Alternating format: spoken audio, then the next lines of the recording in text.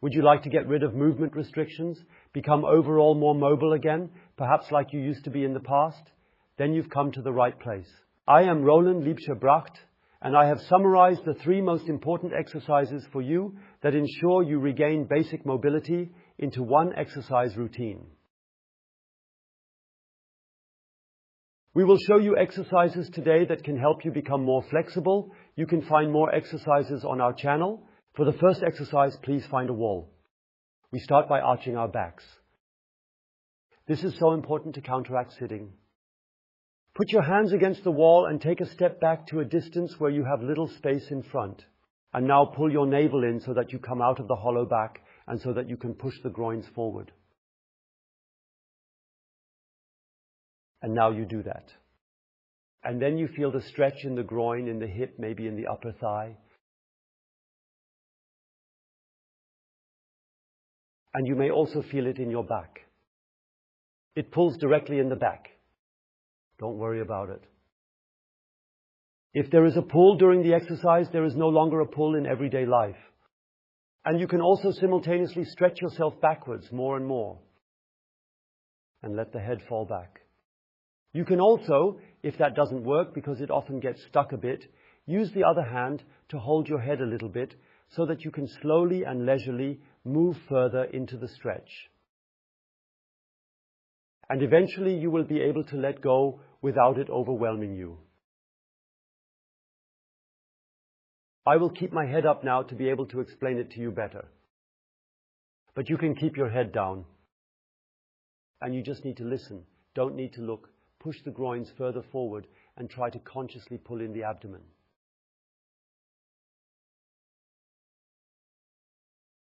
Yes, you pull in your abdomen, move your belly button back, and slowly push the groins more and more forward. It may also be that you notice it here in the pelvis. So wherever it pulls, you can be happy about it, because where it pulls, it is longer afterwards. And longer means further away from the pain and more relaxed. And that's what we want. Breathe nicely. If you can also pay attention to it, then breathe in and out very consciously now, all through the nose, and when exhaling, simply push your groins further forward.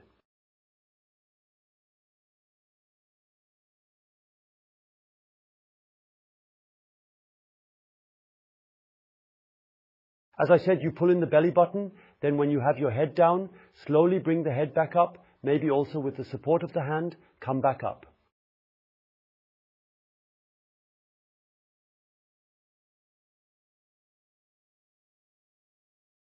So we are balancing out what has been shortened by sitting, relieving all the back pain and hip problems.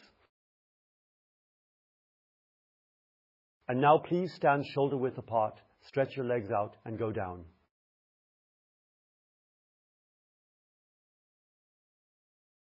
And don't be alarmed if you can't reach very far down. When you first start stretching, slowly work your way down further. The goal should be for the fingertips to reach the bottom, but that doesn't have to happen right away.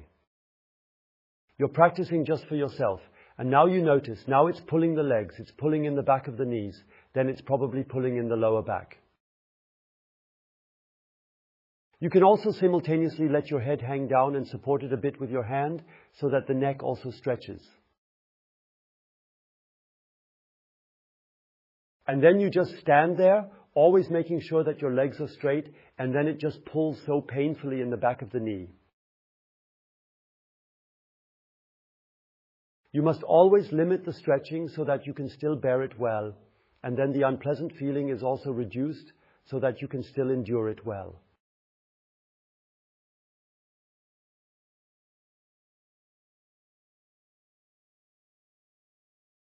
And as you gradually gain more mobility over time, as I said, without tormenting yourself, it should never be the case that you have to stop an exercise because you can't bear the stretching pain anymore.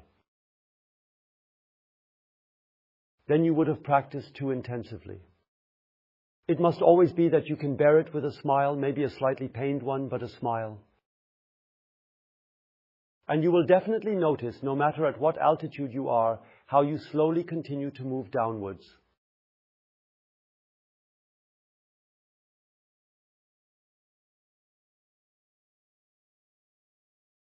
And now here too, focus on the breathing. Breath in deeply and breath out. And as you exhale, try to go a little deeper. Then always, if you haven't already, place one hand on the back of your head and pull the head even further forward and down.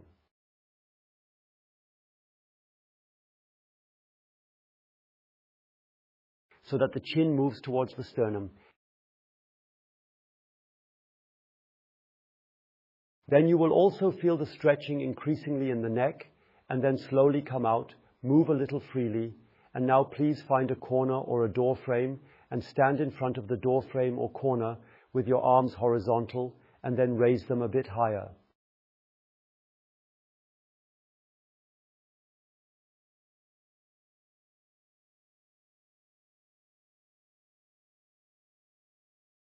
Make sure that the elbows are fully extended, 1 foot forward, 1 foot back, and walk with the upper end of the sternum always further towards the corner. And then you will notice how it begins to pull in the shoulders, in the upper arms, in the elbows, maybe in the forearms, possibly up to the fingers.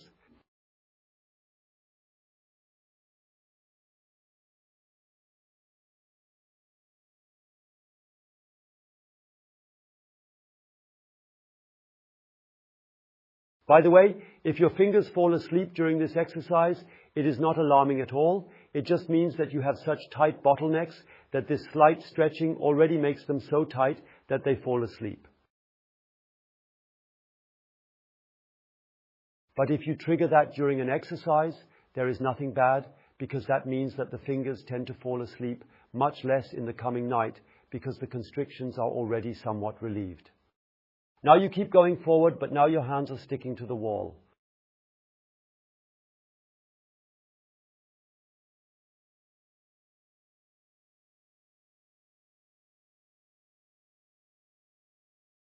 Now we need to take a good look at my fingers.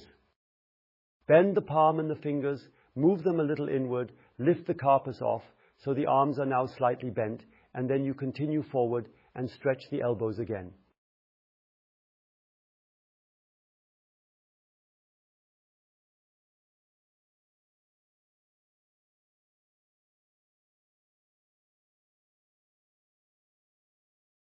And then you notice the stretching is now more intense, and you can always do it again when you feel like you would like to go further in, but your hands do not slide so easily along the wall. Always grip a little and go a little further in again.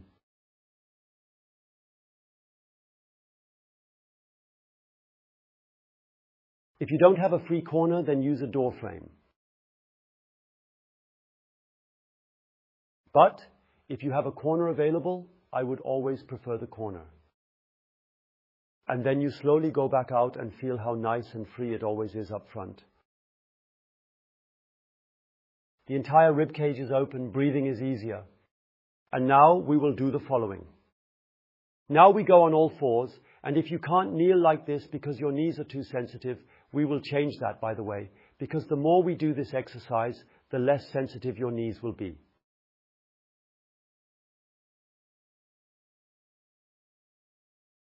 Then place a pillow underneath or practice on the sofa or on your bed where it is softer. And then you go back so far, very slowly and carefully, as you notice that you can still bear the stretching well. The goal is for you to sit down first and feel comfortable sitting down.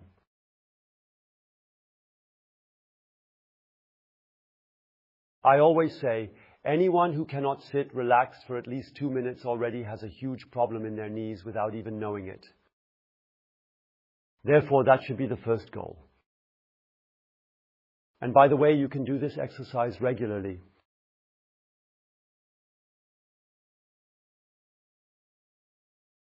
Whenever you feel you need it. So you go down as far as possible and stay for 2 to 2.5 minutes.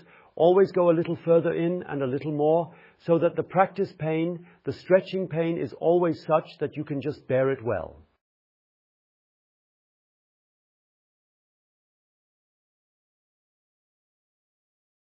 If you feel a pull in the popliteal fossa when kneeling, please take a look and watch the video about knee pain.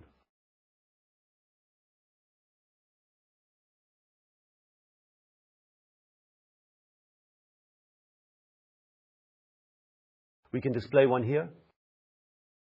Stretch your calf. Stretch your calf, because when you have stretched your calf, you will be able to sit better in the knees and it no longer pinches in the back of the knee. And then you breathe in deeply again, breathe out deeply in the position you are in.